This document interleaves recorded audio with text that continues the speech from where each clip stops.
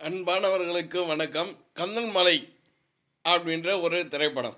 இந்து தர்ம போராளி என்று தன்னை அடையாளப்படுத்திக் கொள்ளும் பாரதிய ஜனதா கட்சியின் முன்னாள் மாநில தலைவர் மரியாதைக்குரிய ராஜா அவர்கள் இந்த படத்தில் ஹீரோவாக நடிச்சிருக்காரு. இன்ஷியலோட சொல்லல, ராஜா அவர்கள் இந்த படத்தில் ஹீரோவாக நடிச்சிருக்காரு.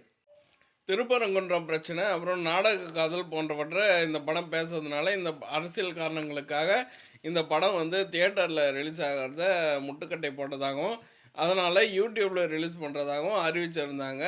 ஏற்கனவே நாடக காதல் பற்றி பேசின ஒரு படமும் இதே மாதிரி யூடியூப்பில் தான் ரிலீஸ் ஆச்சு. இந்த படம் வந்து யூடியூப்பில் தாமரை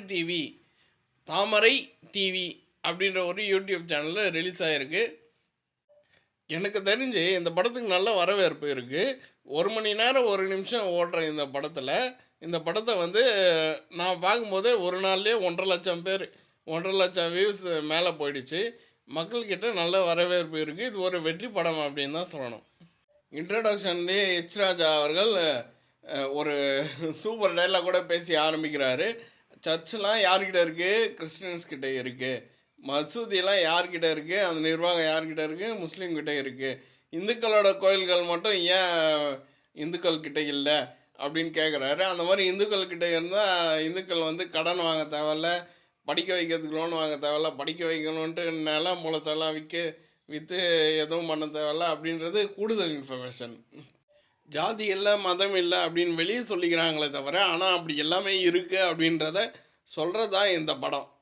சமுதாயத்தில் இருக்கிற சில இதை சொல்லி காமிக்கிறாங்க.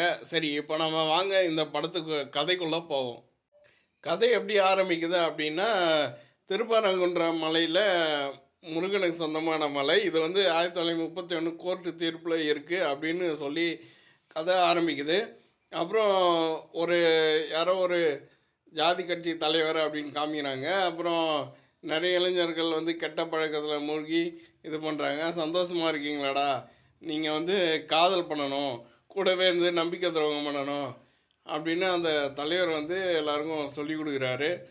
சரிங்கண்ணே, நாங்களும் பண்ணுறேன் அப்படின்னு, நாங்கள் பண்ணுறோம் அப்படின்னு எல்லோரும் சொல்லிக்கிறானுங்க.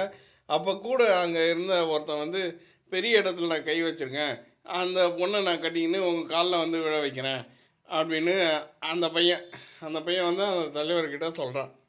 அப்படி இப்படி லவ் போர்ஷன்ஸ் எல்லாம் நடக்குது, அதெல்லாம் காமிக்கிறாங்க. அப்படி இப்படி போகுது. திடீர்னு இந்த பையனை அந்த பொண்ணு ஒன்றா பேசிடுது. அந்த பையன் வந்து கோயிலுக்கு வர சொல்கிறான். இவங்களும் அந்த பொண்ணு வந்து கோயிலுக்கு வருது. அந்த கோயிலுக்கு வந்து அந்த பொண்ணுக்கிட்ட தப்பாக நடந்துக்கிறதுக்கு பார்க்குறான். கல்யாணத்துக்கு அப்புறம் எப்படி இதெல்லாம் நடக்குதுன்னு போகுது, இப்போ நடக்கலாம் அப்படின்றான்.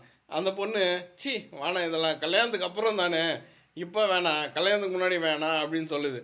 அப்போது வந்து ஊர்க்காரங்க வந்து பிடிச்சி அந்த பையனை இட்டுன்னு போயிடுறாங்க. பஞ்சாயத்து நடக்குது. பஞ்சாயத்தில் வந்து ராஜா தான் நடுவராக இருக்கார். அப்போது சில டைலாக்ஸ்லாம் வருது, அதெல்லாம் நல்லா இருக்குது. அப்புறம் அறநிலைத்துறையை பற்றியெல்லாம் டைலாக்ஸ் வருது.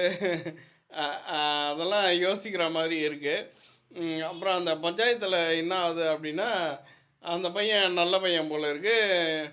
நான் வந்து 90 நாள் நல்லா வாழ்ந்து காமிக்கிறேன், அப்படி வாழ்ந்து காமிச்சா இந்த பொண்ணு எனக்கு கல்யாணம் பண்ணி கொடுப்பீங்கள்ல அப்படின்னு சொல்லி கேட்குறான். சரின்னு ஒத்துக்கிறாங்க. ஆனால் அந்த கட்சி தலைவர் வந்து ஒத்துக்கலை. இவனை வந்து இது சாவடிச்சாரான். அப்புறம் இதை பற்றி அவன் வந்து அங்கே இருந்த ஒரு போலீஸ்காரன் வந்து ராஜா கிட்டே வந்து சொல்லவே, அவங்கெல்லாம் வந்து இவங்க எல்லாரையும் வந்து ரிவெஞ்ச் எடுத்து சாவடிச்சிடுற மாதிரி காமிக்கிறாங்க. கடைசியாக இதுக்கெல்லாம் எல்லாத்துக்கும் உடந்தையாக இருந்த ஒரு பெரிய போலீஸ் அதிகாரியை கொலை பண்ணுற மாதிரி காமிக்கிறாங்க. அப்புறம் அதோட இந்த படம் முடியுது. படம் வந்து சூப்பராக இருக்குது. 1 மணி நேரம் நம்ம டைமை செலவு பண்ணி பார்க்குறதுக்கான ஒர்த்தான படம். ஒரு சீனும் ஒரு டைலாக்கும் யோசிக்கக்கூடிய விதத்தில் தான் இருக்குது. படத்தை வந்து வீரமுருகன் அப்படின்ற ஒரு டைரக்டர் தான் இயக்கியிருக்காரு. வேலூர் இப்ராஹிம், இந்த மாதிரி பாஜக தலைவர்கள் சில பேரும் இந்த படத்தில் நடிச்சிருக்காங்க. படம் நல்லாயிருக்கு. அவசியம் யூடியூப்பில் பாருங்கள். நன்றி. நீங்களும் உங்களின் அன்பு குடும்பமும் வாழ்க வளமுடன்.